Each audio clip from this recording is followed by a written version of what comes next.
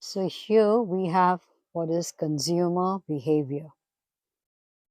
So what is the behavior of consumer? To maximize his utility from whatever he consumes, he or she consumes. So we all know that wants are unlimited. Human wants are unlimited, and the means to satisfy them are limited. So the consumer wants to maximize his utility. That is what is consumer behavior. And this goes behind the demand curve. Now, what is the demand curve? Let's just take these two axes. OX, we have the price. OX, we have quantity demanded, and OY, we have price. OP, I've written here, price. And what we have is a downward sloping curve, demand curve, which shows higher the price, lower the demand.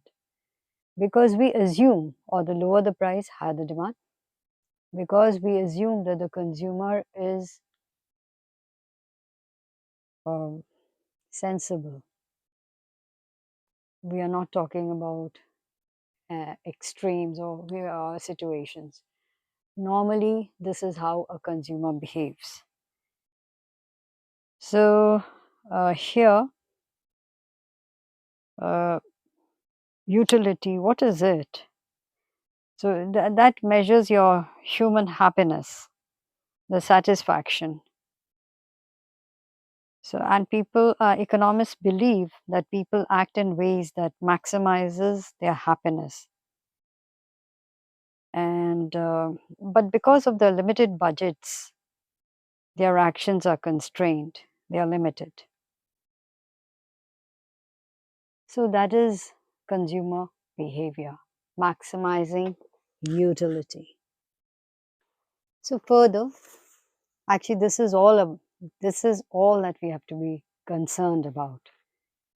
That is, a consumer has to see that his satisfaction is optimized because of his budget at hand, because of the budget at hand is constrained. He has to, it is limited.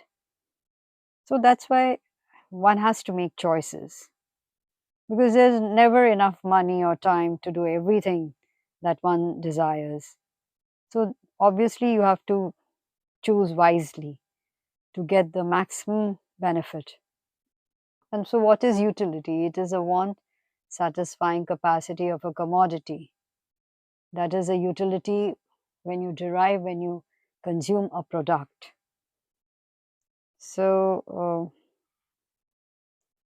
how do they go about it? They sort of rank it. They're going to rank their utility in their minds, or on the basis of which they prioritize. And when you do that, there are two types of ranking that can be done, or the economists have shown previously. Marshall came up with the we have what is known as a cardinal utility and the ordinal utility. So cardinal is by numbers, 1, 2, 3, 4, 5, etc. So when you purchase something, you got one utility, got more of it, 2, 3, 4. Actually, you can count. But when you're talking about ordinal utility, it is better or worse. Your preference. I prefer this to that. So that seemed more authentic, more factual, or it seems more reliable. So that's what whenever we are doing utility, we have to talk about we also talk about the cardinal and the ordinal utility. So here now you can see that when you're talking about what you prefer, you rank your preferences either cardinally or ordinally.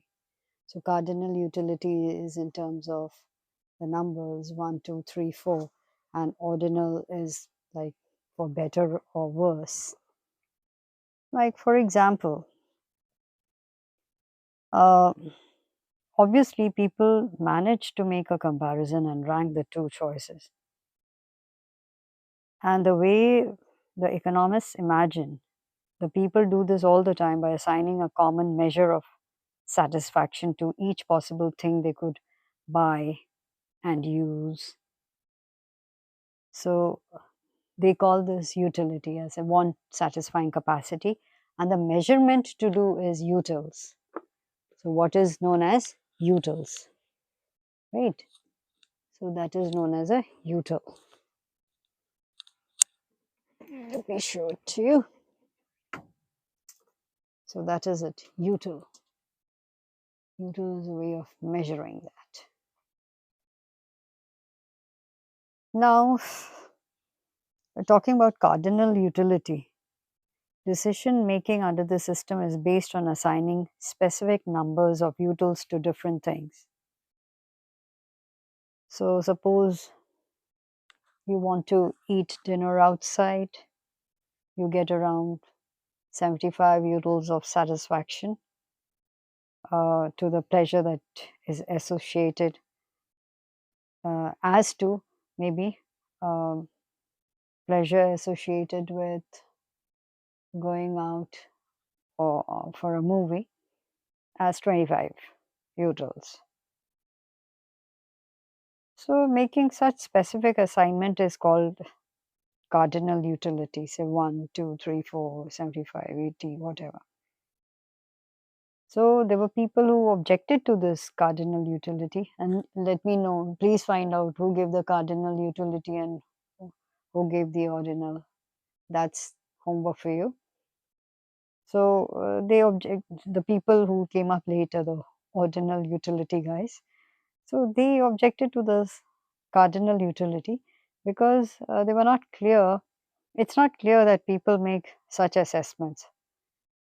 After all, how do you really start giving numbers to each day, say to a movie, going to a movie or going for a dinner, etc. So they came up with this ordinal utility. They found it much less objectionable thing to do is about thinking in terms of ordinal utility.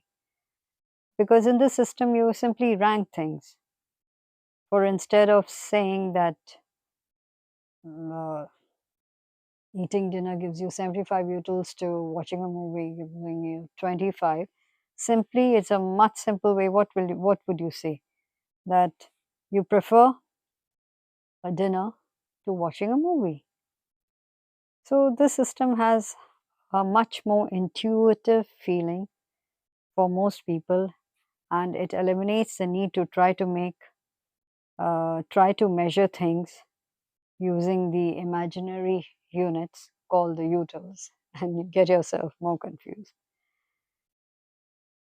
So, and of course, much has been done, much work has been done and proven mathematically that you can describe the same human choice between behavior using ordinal utility that you can using cardinal utility, uh, which means that now they do away with this.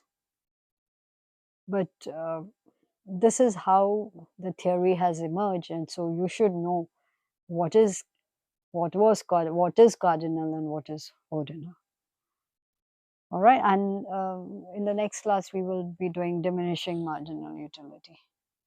So till then, what I would prefer will be, please define what you mean by find out what is consumer behavior, define marginal utility, define what is a demand curve, draw the demand curve, and show the inverse relation: higher the price, lower the demand, lower the price, higher the demand. And then uh, because wants are limited, because the wants are unlimited and the means to satisfy them are limited, you have to prioritize. And how do you prioritize? It's based on the utility concept, the want satisfying capacity of a commodity. And once you have that in your head, your mind, then you will sort of, the preferences, you're coming to the next part is preference. What do you prefer? So initially we had what is known as a cardinal utility, and then we have the ordinal utility. Go through that, define both of them. Who gave what? Please find out. And you're good to go. So that was a little on consumer behavior. We'll do diminishing marginal utility. And then what is marginal utility and what is diminishing marginal utility in the next class.